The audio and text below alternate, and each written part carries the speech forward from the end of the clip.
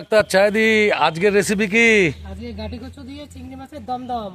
গাঠি কচু চিংড়ি মাছের দমদম করার জন্য আমি নিয়ে নিয়েছি চিংড়ি মাছগুলো, আমি নুন হলুদ মেখে নিয়েছি, আর গাঠিগুলো এইরকম করে কেটে নিয়েছি। এবার গাঠি আর তোমার আলু দিয়ে সিদ্ধ দেবো। কড়াইতে জল নিয়েছি, জলটা গরম হয়ে গেছে, এবার আলু আর গাঠিগুলো সিদ্ধ দিয়ে দেবো। আমার কচু আলুগুলো সিদ্ধ হয়ে গেছে, এবার আমি নামিয়ে নেব।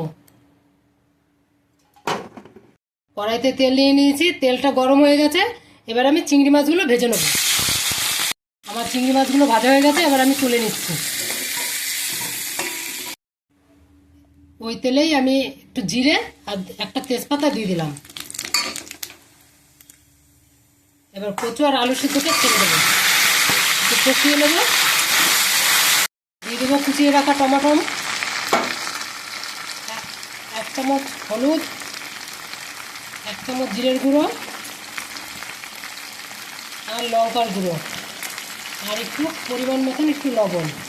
আলু কচুটা আমার কষানো হয়ে গেছে, এবার আমি পাশের ওভেনে গরম জল বসিয়েছিলাম, সেই গরম জলটা আস্তে আস্তে দিয়ে দিচ্ছি।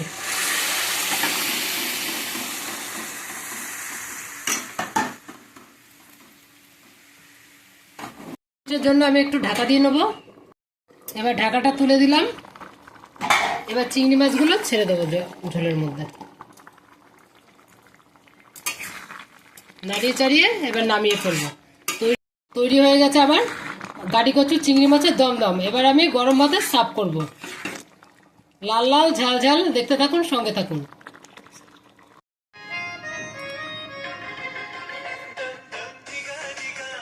কিচেন ডাক্তার ছায়াদির আজকের রেসিপি ছিল কচুর গাঁটি দিয়ে চিংড়ি মাছের দমদম। গাইজ, এইরকম দমদম একবার তৈরি করে খেয়ে দেখবেন, খুবই সুস্বাদু একটি খাবার তৈরি করেছে। এবং এইরকম নতুন নতুন ভিডিও পাওয়ার জন্য কিচেন ডাক্তার ছায়াদির চ্যানেলটিকে লাইক, কমেন্টস এবং মনে করে সাবস্ক্রাইব করে সঙ্গে থাকুন। আজকে এই পর্যন্তই। Bye bye, tata.